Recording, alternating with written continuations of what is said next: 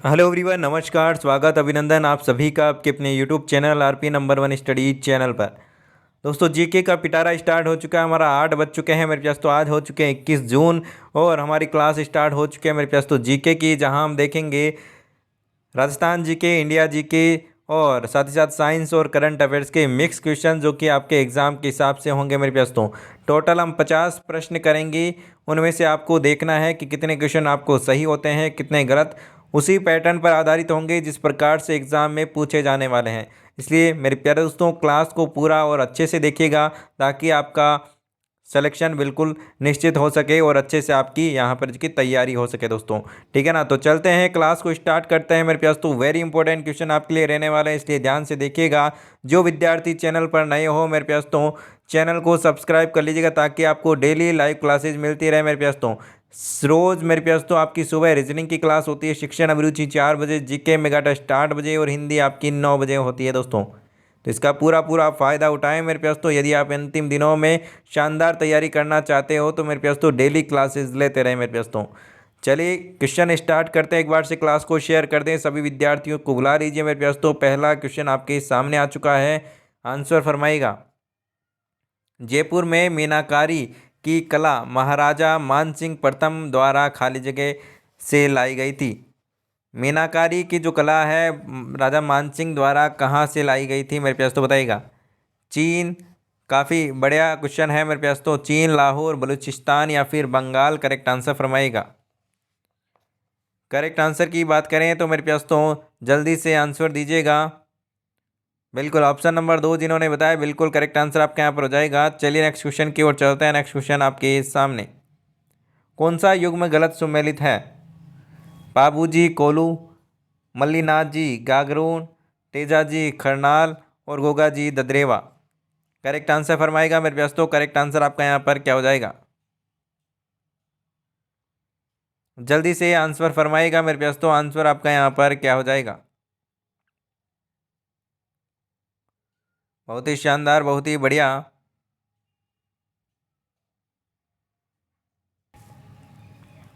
Correct answer की बात करें मेरे पास तो ऑप्शन नंबर 3 बिल्कुल करेक्ट आंसर आपका यहाँ पर हो जाएगा। आगे चलते हैं अगले क्वेश्चन की और अगला क्वेश्चन आपके सामने आ चुका है, आंसर दीजिएगा मेरे पास। तो जोधपुर का मेहरानगढ़ दुर्ग किस पहाड़ी पर स्थित है? गिरी सुमेल, बड़ी टेकरी, चिड़ियाकूट या फिर मसूरिया पहाड़ी, करेक्ट आंसर फरमाएगा। जोधपुर का मेहरानगढ़ किला कहाँ स्थित है मेरे पास, तो कौन सी पहाड़ी पर स्थित है बताइएगा दोस्तों। याद रखिएगा मेरे पास, तो बहुत ही प्यारा क्वेश्चन है। इसका आंसर हो जाएगा आपका चिड़िया टोंक, बिल्कुल करेक्ट आंसर हो जाएगा। क्या दोस्तों? चिड़िया टोंक बिल्कुल करेक्ट आंसर आपके यहाँ पर हो जाएगा। चिड़िया टोंक पहाड़ी पर जो कि मेहरानगढ़ दुर्ग बना हुआ है। अगला क्वेश्चन आपके सामने आ चुका है, कौन सा काल अजय राज सेकंड से संबंधित है? 905 एडी, 320 बीसी, 1105 एडी या फिर 1305 एडी, करेक्ट आंसर फरमाएगा मेरे पास। तो करेक्ट आंसर आपका यहाँ पर क्या हो जाएगा? करेक्ट आंसर की बात करें, ऑप्शन नंबर 3 बिल्कुल करेक्ट आंसर हो जाएगा। 1105 एडी बिल्कुल करेक्ट आंसर आपका यहाँ पर हो जाने वाला है मेरे पास। तो ऑप्शन नंबर 3 बिल्कुल करेक्ट आंसर आपका यहाँ पर हो जाएगा। अगला क्वेश्चन आपके सामने मेरे पास तो, गोसुंडी शिलालेख में कौन सी भाषा प्रयुक्त की गई है बताइएगा दोस्तों। प्राकृत भाषा, हिंदी, संस्कृत, राजस्थानी, करेक्ट आंसर फरमाइएगा। करेक्ट आंसर फरमाइएगा मेरे पास। तो करेक्ट आंसर आपका यहाँ पर क्या हो जाएगा? जल्दी से आंसर दीजिएगा।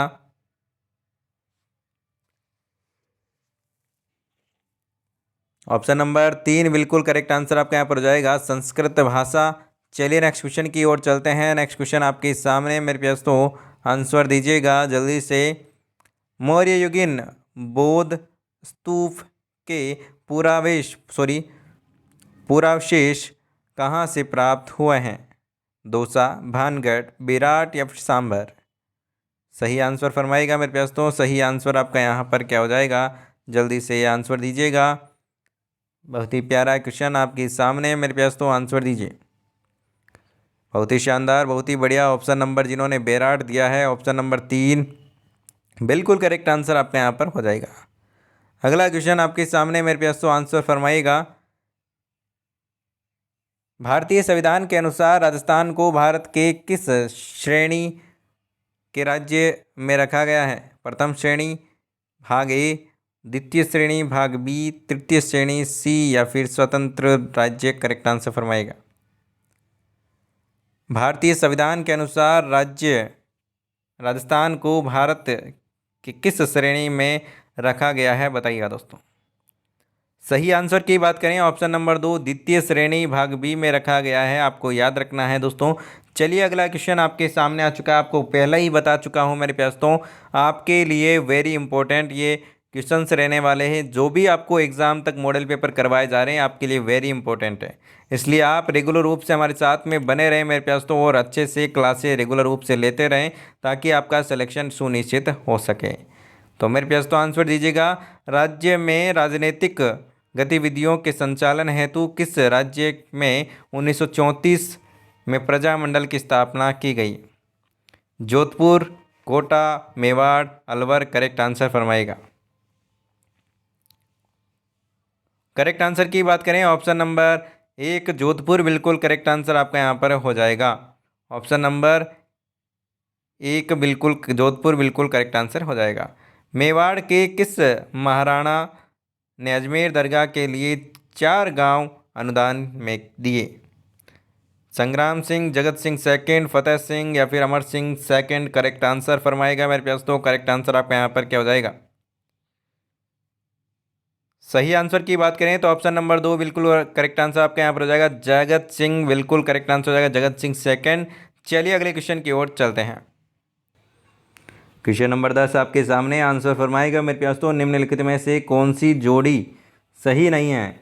मारवाड़ उत्सव जोधपुर, ऊंट महोत्सव बीकानेर, हाथी महोत्सव उदयपुर जयपुर, ब्रज महोत्सव धौलपुर। करेक्ट आंसर फरमाएगा मेरे प्यार दोस्तों। करेक्ट आंसर आपका यहाँ पर क्या हो जाएगा? जल्दी से आंसर दीजिएगा। करेक्ट आंसर क्या होगा? कौन सा सही नहीं है मेरे प्यार दोस्तों?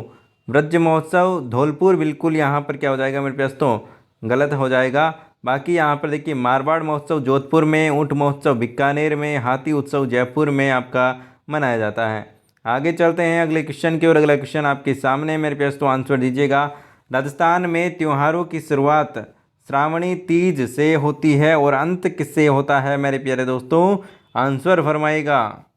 हरियाली तीज, चतड़ा चौथ या फिर शीतलाष्टमी या फिर गणगौर। करेक्ट आंसर फरमाइएगा मेरे प्यारे दोस्तों।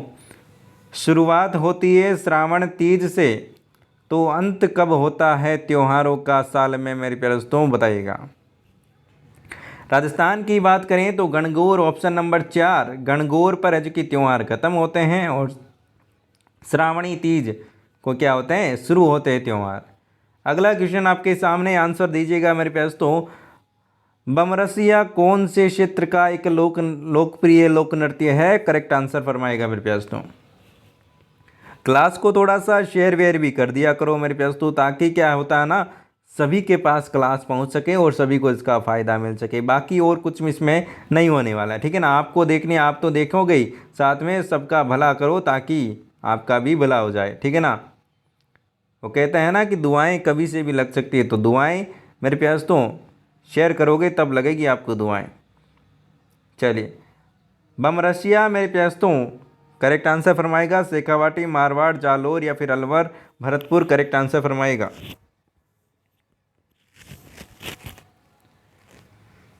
करेक्ट आंसर की बात करें मेरे प्यारे दोस्तों तो ऑप्शन नंबर 4 बिल्कुल करेक्ट आंसर हो जाएगा। अलवर भरतपुर का लोकप्रिय नृत्य है बमरसिया। अगला क्वेश्चन आपके सामने। आंसर फरमाएगा मेरे प्यारे दोस्तों। डूंगरपुर और बांसवाड़ा क्षेत्र में बोली जाने वाली बोली कौन सी है? मेवाड़ी, मेवाती, बागड़ी या फिर मालवी। करेक्ट आंसर फरमाएगा। करेक्ट आंसर फरमाएगा मेरे प्यार दोस्तों। देखिए बिल्कुल बहुत ही शानदार ऑप्शन नंबर जिन्होंने 3 दिया है बिल्कुल करेक्ट आंसर है वागड़ी मेरे प्यार दोस्तों।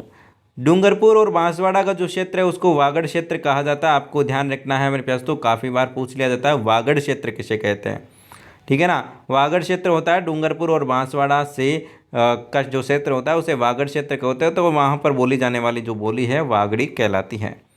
आगे चलते हैं अगले क्वेश्चन की ओर। अगला क्वेश्चन आपके सामने आ चुका है। निम्नलिखित जोड़ों में से कौन सा सुमेलित नहीं है? सज्जनगढ़ उदयपुर, रणथंभौर सवाई माधोपुर, सरिस्का अलवर, राम सागर कोटा। करेक्ट आंसर फरमाइएगा। करेक्ट आंसर आपका यहाँ पर क्या हो जाएगा? क्वेश्चन नंबर 14 आपके सामने, बताइएगा कौन सा सुमेलित नहीं है। देखिए सज्जनगढ़ की बात करें तो उदयपुर, रणथंभौर की बात करें तो सवाई माधोपुर, सरिस्का की बात करें तो अलवर में, और आपका राम सागर यहाँ पर गलत हो जाएगा, Alwar Kota, option number 4। Count करते रहेगा मेरे प्यारे दोस्तों कितने आपके सही होते हैं कितने गलत, ठीक है ना। सूखा संभावित क्षेत्र कार्यक्रम किस वर्ष से आरंभ हुआ, बताइएगा दोस्तों। 1974, 75, 1977, 78, 84, 85 या फिर 88, 89। करेक्ट आंसर फरमाएगा। करेक्ट आंसर फरमाएगा मेरे प्यास। तो करेक्ट आंसर आपका यहाँ पर क्या हो जाएगा? बहुत ही बढ़िया, बहुत ही शानदार मेरे प्यास। तो जिन्होंने ऑप्शन नंबर यहाँ पर 1 दिया है बिल्कुल करेक्ट आंसर है। 1974 और 75 में आपका यहाँ पर बिल्कुल करेक्ट आंसर हो जाएगा, ठीक है ना। अगले क्वेश्चन की ओर चलते हैं। अगला क्वेश्चन आपके सामने आ चुका है। राजस्थान के दक्षिण पूर्वी पहाड़ी क्षेत्रों में आदिवासियों द्वारा उपयोग में ली जाने वाली कृषि की विधि कौन सी है, बताइएगा दोस्तों। बालरा, कुमारी, खील या फिर दिप्पा। करेक्ट आंसर फरमाएगा। जल्दी से आंसर दीजिएगा मेरे प्यास। तो करेक्ट आंसर आपका यहाँ पर क्या हो जाएगा? करेक्ट आंसर की बात करें बालरा, बिल्कुल करेक्ट आंसर आपका यहाँ पर हो जाएगा। आगे चलते हैं दोस्तों। अगला क्वेश्चन बहुत ही शानदार क्वेश्चन आपके सामने। वैवाहिक लोकगीत जो हंसी ठिठोली भरे होते हैं मेरे प्यास, तो आंसर दीजिएगा। घुघरी, सिठणे, गोड़ी या फिर चिरमी। करेक्ट आंसर फरमाएगा। वैवाहिक लोकगीत जो हंसी ठिठोली वाले भरे होते हैं मेरे प्यास, तो आंसर दीजिएगा।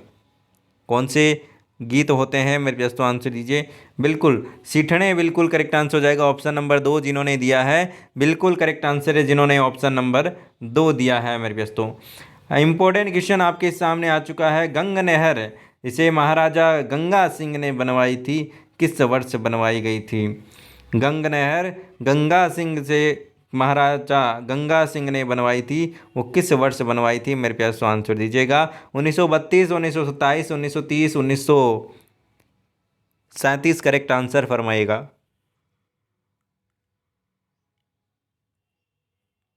करेक्ट आंसर की बात करें मेरे प्यार तो ऑप्शन नंबर 2 1927 बिल्कुल करेक्ट आंसर आपका यहाँ पर हो जाएगा। 1927 में महाराजा गंगा सिंह ने गंग नहर बनवाई थी। बहुत बार पूछा गया है चांद बावड़ी अवस्थित है कहाँ पर अवस्थित है मेरे प्यास? तो दौसा, जयपुर, सवाई माधोपुर, उदयपुर। करेक्ट आंसर फरमाएगा। करेक्ट आंसर आपका यहाँ पर क्या हो जाएगा? आंसर दीजिएगा। करेक्ट आंसर की बात करें तो ऑप्शन नंबर 1 बिल्कुल करेक्ट आंसर आपका यहाँ पर हो जाएगा मेरे प्यारे दोस्तों। चलिए नेक्स्ट क्वेश्चन की ओर चलते हैं। मांडव की पाल किसके उत्पादन के लिए विख्यात है मेरे प्यारे दोस्तों? आंसर दीजिएगा। डोलोमाइट, बेराइट या फिर फ्लोस्पार या फिर ग्रेफाइट। करेक्ट आंसर फरमाइएगा मेरे प्यारे दोस्तों। करेक्ट आंसर आपका यहाँ पर क्या हो जाएगा? करेक्ट आंसर की बात करें तो मेरे पास तो ऑप्शन नंबर 3 जिन्होंने दिया है बिल्कुल करेक्ट आंसर है मेरे प्यारे दोस्तों, मेरे प्यारे लाडलों। अगले क्वेश्चन की ओर चलते हैं। अगला क्वेश्चन आपके सामने आ चुका है, आंसर दीजिएगा। निशांतता या फिर रतौंधी किसकी कमी के कारण होता है मेरे पास? तो विटामिन तो आप रट ही लीजिएगा, विटामिन से संबंधित आपकी एक क्लास आ जाएगी मेरे पास, तो ठीक है ना। उसमें विटामिन से संबंधित क्वेश्चन रहेंगे। एक क्वेश्चन तो आपका वहाँ पर लगभग पूछा ही जाता है विटामिन से संबंधित, ठीक है ना। विटामिन हो गए, रोग हो गए, ठीक है ना। विटामिन की कमी से कौन से रोग होते हैं, वो वही विटामिन से संबंधित जो क्वेश्चन होते हैं वो मैं आपके लिए क्लास लेकर आ जाऊँगा, वो आपके लिए वेरी इंपॉर्टेंट रहने वाली। लगभग एक क्वेश्चन तो पूछा ही जाता है विटामिन से, इसलिए ठीक है। तो रतौंधी की बात करें तो मेरे पास तो विटामिन ए की कमी से आपका कौन सा रोग हो जाता है? रतौंधी रोग हो जाता है मेरे प्यास। तो आगे ही बात समझें, जिसमें क्या होता है रात को दिखाई नहीं देता है। आगे चलते हैं अगले क्वेश्चन की ओर। अगला क्वेश्चन आपके सामने आ चुका है, आंसर दीजिएगा मेरे प्यास। तो निकट से वस्तु स्पष्ट नहीं दिखने पर कौन सा दोष होता है? निकट से वस्तु स्पष्ट नहीं दिखाई देने पर कौन सा रोग होता है, बताइएगा मेरे प्यास। तो आंसर क्या हो जाएगा?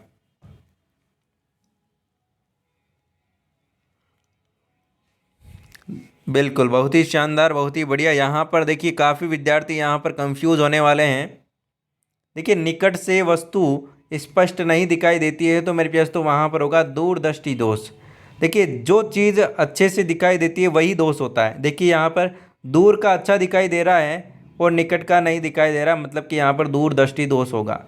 और निकट के में क्या होता है, निकट का तो अच्छा दिखाई देता है और दूर का अच्छा नहीं दिखाई देता। आगे बात समझ में, तो यहाँ पर ऑप्शन नंबर 2 जिन्होंने बताया है बिल्कुल करेक्ट आंसर आपका यहाँ पर हो जाएगा। अगला क्वेश्चन आपके सामने, आंसर दीजिएगा मेरे पास तो, एक पीढ़ी से दूसरी पीढ़ी में आनुवांशिक सूचना का स्थानांतरण पूरा किया जाता है। बताइएगा दोस्तों, कोडोन द्वारा, आरएनए द्वारा, डीएनए द्वारा या फिर स्थानांतरण द्वारा? करेक्ट आंसर बताइएगा दोस्तों। करेक्ट आंसर आपका यहाँ पर क्या हो जाएगा? देखिए बिल्कुल आनुवांशिक सूचना का स्थानांतरण की बात करें तो डीएनए द्वारा है कि ये पूरा किया जाता है मेरे पास तो। डीएनए द्वारा है कि आनुवांशिक जो भी है एक पीढ़ी से दूसरे पीढ़ी के अंदर है कि ये चीज़ें होती हैं। अगला क्वेश्चन आपके सामने मेरे पास तो, सिनेबार किसका प्रमुख अयस्क है? बताइएगा, लोहा, पारा, चांदी या फिर तांबा? करेक्ट आंसर फरमाइए।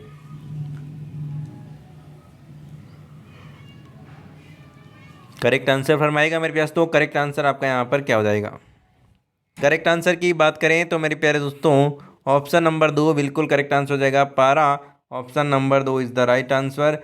चलिए नेक्स्ट क्वेश्चन की ओर चलते हैं। नेक्स्ट क्वेश्चन आपके सामने, शरीर में हीमोग्लोबिन का कार्य क्या होता है? बहुत ही प्यारा क्वेश्चन, कई बार क्वेश्चन पूछा जाता है हीमोग्लोबिन से भी, ठीक है ना।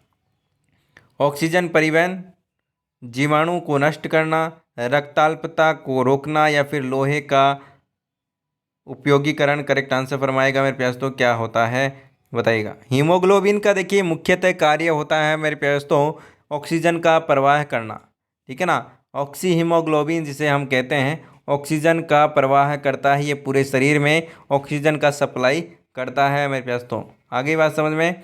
और हीमोग्लोबिन की कमी से कौन सा रोग होता है? एनीमिया रोग होता है मेरे प्यास तो, ठीक है ना। और रक्त की कमी से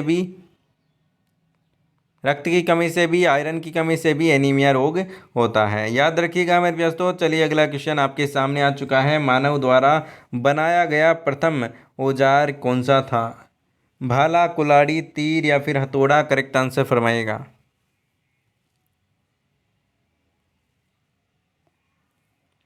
करेक्ट आंसर की बात करें ऑप्शन नंबर 2 कुल्हाड़ी, बिल्कुल करेक्ट आंसर आपका यहाँ पर हो जाएगा। चलिए अगला क्वेश्चन आपके सामने आ चुका है, आंसर दीजिएगा। जिस मुगल शासक ने के काल को चित्रकला का स्वर्ण काल कहा जाता है वह शासक कौन था? मुगल शासक कौन था? आंसर दीजिएगा। शाहजहां, अकबर, जहांगीर या फिर शेरशाह? Correct answer फरमाइएगा। बहुत ही बढ़िया, बहुत ही शानदार। दोस्तों क्लास को थोड़ा सा शेयर करें मेरे प्यारे दोस्तों, लाइक वाइक कर दीजिए। जिन्होंने लाइक नहीं किया, अभी देखिए लाइक पूरे नहीं है, जितने लाइव देख रहे हैं उतने लाइक नहीं है मेरे प्यारे दोस्तों। लाइक कीजिए मेरे प्यारे दोस्तों, लाइक में कमी मत रखिए ना, लाइक में कमी नहीं रहनी चाहिए। चलिए बहुत ही बढ़िया। ऑप्शन नंबर 3 जहांगीर, बिल्कुल करेक्ट आंसर आपका यहाँ पर हो जाएगा। जहांगीर के काल में मेरे प्यारे दोस्तों चित्रकला का जो कि स्वर्ण काल है जो कि कहा जाता है। अगला क्वेश्चन आपके सामने, आंसर दीजिएगा। सर्वप्रथम औद्योगिक क्रांति की शुरुआत हुई? England, America, Japan, France? Correct answer फरमाएगा।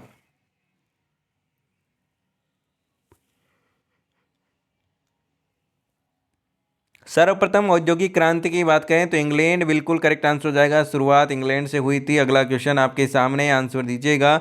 निम्नलिखित में से भूगोल का पिता कहा जाता है? भूगोल का पिता किसे कहा जाता है? बहुत ही प्यारा क्वेश्चन है मेरे पास तो, एग्जाम में पूछा जाता है। बिल्कुल इरेथेस्थनीज, बिल्कुल करेक्ट आंसर आपका यहाँ पर हो जाएगा। भूगोल का पिता यहाँ पर मैं एक बात करूँ तो इरेथेस्टेटोनीज, बिल्कुल करेक्ट आंसर आपका यहाँ पर हो जाएगा। अगला क्वेश्चन आपके सामने मेरे पास तो, सूर्य ग्रहण सदैव होता है अमावस्या को, पूर्णिमा को, शुक्ल पक्ष की सप्तमी व अष्टमी को या फिर कृष्ण पक्ष की सप्तमी अष्टमी को? Correct answer फरमाइएगा। सूर्य ग्रहण मेरे प्यारे दोस्तों हमेशा अमावस्या को होता है। कब होता है दोस्तों? सूर्य ग्रहण हमेशा अमावस्या को होता है, आपको याद रखना है। चलिए अगला क्वेश्चन आपके सामने, वायुमंडल की किस परत को पृथ्वी का सुरक्षा कवच कहा जाता है? बताइए दोस्तों। क्षोभ मंडल, ओजोन मंडल, समताप मंडल, आयन मंडल? करेक्ट आंसर फरमाएगा। करेक्ट आंसर की बात करें, ओजोन मंडल बिल्कुल करेक्ट आंसर हो जाएगा, जो कि वायुमंडल की क्या है मेरे प्यास तो पृथ्वी का सुरक्षा कवच माना जाता है। अगला क्वेश्चन आपके सामने, ध्वनि की चाल सर्वाधिक होती है गैस में, द्रव में, ठोस में या फिर सभी में समान? करेक्ट आंसर फरमाएगा। देखिए, ध्वनि की चाल बहुत ही प्यारा क्वेश्चन है, आंसर दीजिएगा। सभी को आंसर देना है, सभी का सही आंसर आना चाहिए। बिल्कुल, ध्वनि की चाल सर्वाधिक किस में होती है, किस माध्यम में होती है? बताइएगा दोस्तों। बहुत ही बढ़िया। देखिए, ध्वनि की चाल की बात करें तो मेरे पास तो आपने ट्रेन देखी होगी। ट्रेन में वो पटरियाँ देखिए, आपने सुना होगा कि ट्रेन हॉर्न देती है 1 किलोमीटर दूर से, तो आपको सुनाई देता था यहाँ पर। तो मेरे पास तो ये किस कारण सुनाई देता है, क्योंकि वो जो लोहे की पटरियाँ होती है उसके माध्यम से आपके कानों तक है जो कि ये क्या होती है दोस्तों, अधिक दूरी तक ये क्या होती है, ध्वनि जाती है। तो मेरे पास तो ठोस में सबसे ज़्यादा है जो कि सर्वाधिक यहाँ पर चाल है जो कि होती है ध्वनि की। आ गई बात समझ में? इसीलिए जो पटरियों के कारण है जो कि क्या आती है मेरे पास तो पटरियों से होती हुई आपके लंबे दूरी तक है जो कि ये चाल आपकी ध्वनि है जो कि पहुँच पाती है। आ गई बात समझ में? तो यही कारण होता है कि आपको ट्रेन की जो आवाज़ होती है वो काफ़ी दूर से आपको सुनाई दे जाती है। आ रही बात समझ में? चलिए, अगला क्वेश्चन आपके सामने मेरे पास तो आंसर दीजिएगा। और हालांकि ट्रेन की जो आवाज़ होती है हॉर्न की वो भी काफ़ी तेज़ होती है, और ठीक है ना, इस कारण है जो कि हमें अच्छे से यहाँ पे सुनाई देती है। अगला क्वेश्चन आपके सामने, गाड़ी में चालक की सीट के पास पीछे के दृश्य को देखने के लिए कौन सा दर्पण यूज में लिया जाता है? बताइएगा दोस्तों। उत्तल दर्पण, अवतल, समतल दर्पण या फिर परवलयी? करेक्ट आंसर फरमाएगा। करेक्ट आंसर बताइएगा मेरे पास तो। देखिए, पीछे देखिएगा दोस्तों, पीछे की जो भी चीज़ें देखने के लिए हमेशा याद रखिएगा दोस्तों, उत्तल दर्पण का यूज किया जाता है। जो भी साइड कांच होता है आपका, ठीक है ना, गाड़ी में जो साइड कांच होता है पीछे की चीज़ें देखने के लिए, ठीक है ना, उसमें कौन सा दर्पण लगा होता है? उत्तल दर्पण लगा होता है। आपको याद रखना है मेरे प्यास तो। आप कई बात समझ में मेरे प्यास तो पूछा जा सकता है क्वेश्चन, बहुत ही अच्छा क्वेश्चन है आपके सामने, आंसर दीजिएगा। पर्यावरण दिवस प्रति वर्ष कब मनाया जाता है? ये कई बार क्वेश्चन पूछा गया है मेरे पास तो सीधा सीधा। पर्यावरण दिवस प्रति वर्ष कब मनाया जाता है? तो आप सभी जानते हो 5 जून को, अभी अभी थोड़े दिन पहले हमने मनाया है। 5 जून को पर्यावरण दिवस मनाया है मेरे पास तो। याद रखिएगा, ऑप्शन नंबर 3 बिल्कुल करेक्ट आंसर हो जाएगा। और 21 जून को मेरे प्यारे दोस्तों, 21 जून को अंतर्राष्ट्रीय योग दिवस मनाया जाता है, ये भी आप याद रखिएगा। अगला क्वेश्चन आपके सामने, विद्युत धारा को मापने के लिए उपकरण का उपयोग किया जाता है? कौन से उपकरण का उपयोग किया जाता है? साइंस में इसी प्रकार के क्वेश्चन आपको देखने को मिलते हैं मेरे पास तो काफ़ी मात्रा में मतलब कि काफ़ी बार इसी प्रकार के क्वेश्चन पूछे जाते हैं पिछले सालों के हिसाब से। करेक्ट आंसर की बात करें तो मेरे पास तो विद्युत धारा का जो मात्रक होता है, सॉरी, मापने का उपकरण होता है, मापने का उपकरण की बात की है मेरे पास तो यहाँ पर, ठीक है ना। तो यहाँ पर आपका करेक्ट आंसर हो जाएगा एमीटर। क्या दोस्तों? एमीटर में विद्युत धारा मापी जाती है। आगे बात समझ में? और इसका मात्रक क्या होता है? एम्पियर होता है। आगे चलते हैं अगले क्वेश्चन की ओर। अगला क्वेश्चन आपके सामने, हाइपोथैलेमस का प्रमुख कार्य क्या है? हाइपोथैलेमस का प्रमुख कार्य क्या है? ठंडा तथा गर्म को पहचानना, दृष्टि एवं श्रवण शक्ति पर नियंत्रण, गुस्सा शक्ति एवं रक्त दाब पर नियंत्रण, या फिर शरीर का संतुलन बनाए रखना? करेक्ट आंसर फरमाइएगा। करेक्ट आंसर की बात करें तो मेरे पास तो ऑप्शन नंबर आपका यहाँ पर 1 बिल्कुल करेक्ट आंसर हो जाएगा। ठंडा तथा गर्म को पहचानना हाइपोथैलेमस का काम होता है। आउटू ग्रंथि मनुष्य के शरीर के किस भाग में स्थित होती है? मेरे पास तो आंसर दीजिएगा। गले में, कपाल में, श्वसन तंत्र में या फिर अंडाशय में? करेक्ट आंसर फरमाएगा। मेरे पास तो 137 नंबर क्वेश्चन आपके सामने। करेक्ट आंसर की बात करें मेरे प्यारे दोस्तों, मेरे प्यारे लाडलों, ऑप्शन नंबर 3 बिल्कुल करेक्ट आंसर आपका यहाँ पर हो जाएगा, श्वसन तंत्र बिल्कुल करेक्ट आंसर हो जाएगा। अगला क्वेश्चन आपके सामने, भारत रत्न से सम्मानित प्रथम महिला होने का गौरव प्राप्त किया, किसने प्राप्त किया मेरे प्यास? तो सरोजनी नायडू, श्रीमती इंदिरा गांधी, या फिर आशा पूर्णा देवी, या फिर निर्जा मिश्र। करेक्ट आंसर फरमाएगा मेरे प्यास। तो करेक्ट आंसर क्या हो जाएगा? करेक्ट आंसर की बात करें तो ऑप्शन नंबर 2 बिल्कुल करेक्ट आंसर आपके यहाँ पर हो जाएगा। चलिए अगले क्वेश्चन की ओर चलते हैं। अगला क्वेश्चन आपके सामने, भारत का सबसे ऊंचा बांध भांकड़ा बांध कहाँ स्थित है, बताइएगा। भांकड़ा बांध कहाँ स्थित है, बताइएगा दोस्तों। करेक्ट आंसर की बात करें तो मेरे प्यास दोस्तों ऑप्शन नंबर जिन्होंने यहाँ पर 4 दिया है, बिल्कुल करेक्ट आंसर आपका यहाँ पर हो जाएगा। अगले क्वेश्चन की ओर चलते हैं। अगला क्वेश्चन आपके सामने मेरे प्यास दोस्तों, डुरंड रेखा का संबंध किन देशों से है, मेरे प्यास तो बताइएगा। डुरंड रेखा का संबंध किन देशों से है? भारत व चीन, भारत एवं पाकिस्तान। इंपॉर्टेंट क्वेश्चन है मेरे प्यास, तो लगा लीजिए किसको है ना, भारत एवं अफगानिस्तान या फिर पाकिस्तान एवं अफगानिस्तान। करेक्ट आंसर फरमाएगा। डुरंड रेखा का संबंध किन देशों से है, बताइएगा। करेक्ट आंसर की बात करें तो पाकिस्तान एवं अफगानिस्तान बिल्कुल करेक्ट आंसर आपका यहाँ पर हो जाएगा। चलिए अगले क्वेश्चन की ओर चलते हैं। अगला क्वेश्चन आपके सामने आ चुका है, आंसर दीजिएगा। संयुक्त राष्ट्र संघ के किस अंग को विश्व की लघु संसद कहा जाता है, बताइएगा। महासभा, सुरक्षा परिषद, सचिवालय, या फिर न्यास परिषद। करेक्ट आंसर फरमाएगा मेरे प्यास। तो करेक्ट आंसर आपका यहाँ पर क्या हो जाएगा?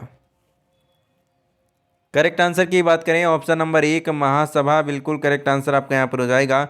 चलिए अगले क्वेश्चन की ओर चलते हैं। अगला क्वेश्चन आपके सामने, भारतीय कृषि अनुसंधान संस्थान स्थित है देहरादून, लखनऊ, नई दिल्ली, अटक। करेक्ट आंसर फरमाएगा।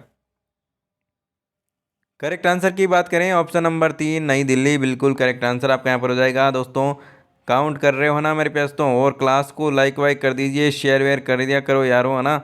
ये इसमें कमी मत रहा करो, बिल्कुल फ्री है, कुछ भी नहीं है, बस बटन दबाना है आपको, आपका बटन दब जाएगा और इधर है क्या एक प्यारी सी स्माइल आपके यहाँ पर गुरुजी के चेहरे पर आ जाएगी, ठीक है ना। लाइक वाइक कर दिया करो, शेयर वेयर कर दिया करो, ताकि क्या ना सभी का भला होता रहे और एक स्माइल हमारे पास में भी आती रहे दोस्तों, है ना। चलिए 2011 की जनगणना भारत में कौन से क्रम में है जो कि जनगणना है, मतलब कि कौन से कितने नंबर वाली जनगणना है 2011 की? 14वीं, 15वीं, 16वीं या फिर 17वीं? करेक्ट आंसर बताएगा मेरे प्यास। तो करेक्ट आंसर आपका यहाँ पर क्या हो जाएगा? ऑप्शन नंबर 2 15वीं बिल्कुल करेक्ट आंसर हो जाएगी। अब की बार जो 2021 में होनी थी, ठीक है ना, 2021 में होनी थी लेकिन अभी तक नहीं हुई है, 2022 आ चुका है, 2022 भी जाने वाला है थोड़े दिनों बाद में, अब पता नहीं कब होगी, ठीक है ना। चलिए आगे चलते हैं अगले क्वेश्चन की ओर। अगला क्वेश्चन आपके सामने, संविधान सभा द्वारा भारतीय संविधान को अंगीकृत एवं अधिनियमित किया गया 26 जनवरी 1949 को, 26 नवंबर 1949 को, 26 जनवरी 1950 को, या फिर 26 नवंबर 1950 को। करेक्ट आंसर बताइएगा। करेक्ट आंसर की बात करें ऑप्शन नंबर 2 बिल्कुल करेक्ट आंसर हो जाएगा, 26 नवंबर 1949 बिल्कुल करेक्ट आंसर आपका यहाँ पर हो जाएगा। अगला क्वेश्चन आपके सामने, आंसर दीजिएगा मेरे प्यास। तो आंसर दीजिएगा, मौलिक अधिकार संविधान के किस भाग में सम्मिलित है मेरे प्यास? तो बहुत ही प्यारा क्वेश्चन, आंसर दीजिएगा। प्रथम भाग, द्वितीय भाग, तृतीय या फिर चतुर्थ? करेक्ट आंसर फरमाइएगा। बिल्कुल करेक्ट आंसर की बात करें तो मेरे प्यास तो ऑप्शन नंबर यहाँ पर आपका 3 बिल्कुल करेक्ट आंसर हो जाएगा। तृतीय भाग में मौलिक अधिकारों की बात की गई है मेरे प्यास तो संविधान में। चलिए अगले क्वेश्चन की ओर चलते हैं। अगला क्वेश्चन आपके सामने, चलिए, भारत ने गुट निरपेक्ष आंदोलन शुरू किया था। गुट निरपेक्ष आंदोलन कब शुरू किया मेरे प्यास? तो 1961, 1954, 1962 या फिर 1950? ऑप्शन नंबर 1 1961 बिल्कुल करेक्ट आंसर आपका यहाँ पर हो जाएगा। चलिए अगले क्वेश्चन की ओर चलते हैं। अगला क्वेश्चन आपके सामने मेरे प्यास तो आंसर दीजिएगा। भारत सरकार ने उदारीकरण, वैश्वीकरण, निजीकरण की जो नीति है वो कब अपनाया मेरे प्यास? तो आंसर दीजिएगा। कब अपनाई थी मेरे प्यास? तो 1990, 1991, 92 या फिर 94? करेक्ट आंसर फरमाइएगा। करेक्ट आंसर की बात करें, ऑप्शन नंबर 2 बिल्कुल करेक्ट आंसर आपका यहाँ पर हो जाएगा। 1991 बिल्कुल करेक्ट आंसर हो जाएगा। अगला क्वेश्चन आपके सामने, चित्रकला के संदर्भ में निम्नलिखित में से कौन सा विकल्प सही नहीं है? बताइएगा दोस्तों। अलवर शैली के कलाकार की बात की गई है। शालिग्राम, बक्साराम, नंदराम बिल्कुल सही है। आला गीला पद्धति का यहाँ पर सर्वप्रथम प्रारंभ आमेर से हुआ, बिल्कुल करेक्ट है मेरे प्यास तो, ठीक है ना। रघुनाथ डालू गोविंदराम कोटा शैली के चित्रकार हैं, बिल्कुल सही है। अगला चौथा आपका बिल्कुल यहाँ पर क्या हो जाएगा, गलत हो जाएगा मेरे प्यास तो, ऑप्शन नंबर 4। आगे चलते हैं अगले क्वेश्चन की ओर। अगला क्वेश्चन आपके सामने, आंसर फरमाएगा मेरे प्यास तो। राजस्थान के निम्नलिखित क्षेत्रों में से किसे प्राचीन काल में योद्धेय प्रदेश कहा जाता था? जालोर, गंगानगर, जोधपुर या फिर सीकर? करेक्ट आंसर फरमाएगा। करेक्ट आंसर की बात करें मेरे प्यास तो ऑप्शन नंबर 2 बिल्कुल करेक्ट आंसर हो जाएगा, गंगानगर। चलिए अगले क्वेश्चन की ओर चलते हैं। अगला क्वेश्चन आपके सामने मेरे प्यास तो, आंसर दीजिएगा। निम्नलिखित में से कौन सी घास राजस्थान के पश्चिमी जिलों में नहीं पाई जाती है?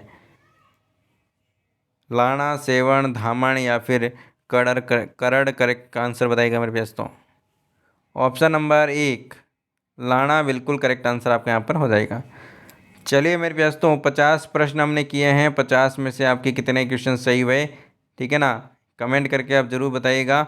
और डेली मेरे प्यास तो पिटारा खुलता है रोज़ 8 बजे, ठीक है ना। रोज़ 8 बजे आपका जीके का पिटारा खुलता है और सुबह 10 बजे मेरे प्यास तो रीजनिंग का पिटारा खुलता है। तो ये पिटारे आप रेगुलर रूप से लेते रहें मेरे प्यास तो, इस पिटारे खोलते रहें। एक दिन आपका एग्ज़ाम में जो कि बिल्कुल पिटारा खुलने वाला है और आपके बिल्कुल अच्छे अच्छे नंबर आने वाले हैं दोस्तों, और सिलेक्शन आपका श्योर होने वाला है।